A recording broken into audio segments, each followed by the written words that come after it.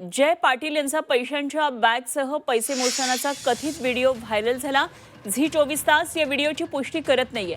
जय पाटील हे बारामतीचे राष्ट्रवादीचे शहर अध्यक्ष आहेत। राष्ट्रवादी काँग्रेस पार्टी शरदचंद्र पवार पक्षाचे नेते युगेंद्र पवार यांनी काही दिवसांपूर्वी अजित पवार गटाच्या कार्यकर्त्यांकडून निवडणुकीमध्ये पैशांचा प्रचंड वापर होत असल्याचा गंभीर आरोप केलेला होता। मात्र अजित पवारांच्या कार्यकर्त्यांनी तो आरोप फेटाळून लावलेला होता।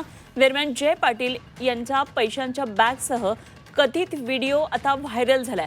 त्यामुळे नगराध्यक्षपदाचे अपक्ष उमेदवार मोहसिन पठाण यांनी या व्हिडिओबाबत निवडणूक आयोगाकडे तक्रार दाखल केली आहे।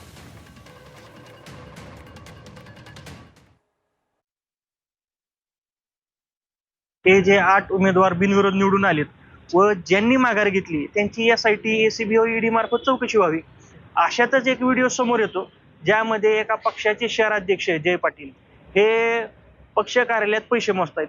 आता ठीक आहे, ते बिल्डर आहेत किंवा त्यांचे मोठे मोठे कामं चालतात, मग निवडणूक काळात एवढे पैसे मोजायचे कारण काय? मग माझी निवडणूक आयोगाला मी स्पष्ट तक्रार केलेली की हा व्हिडिओ एकतर खरा आहे की खोटा हा पण तपासा, आणि खरा जर असेल तर ह्यांच्याकडे हा पैसा आला कुठून, या पैशाचा ह्यांनी कुठं वापर केला, आणि महत्वाचं म्हणजे आज आपण सर्वसामान्य नागरिक निवडणूक काळात 2 लाखापेक्षा जास्त रक्कम आपण कॅरी नाही करू शकत। मग ह्या लोकांना एवढी मुभा कशी?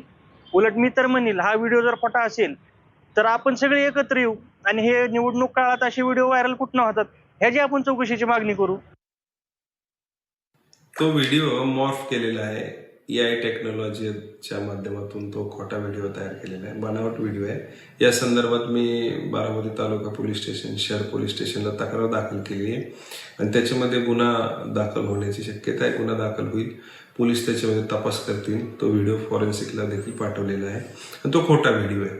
अशा पद्धतीने राजकारणाची पातळी अतिशय खालच्या पातळीला गेली, अतिशय घसरत चाललेली आहे, हे योग्य नाही।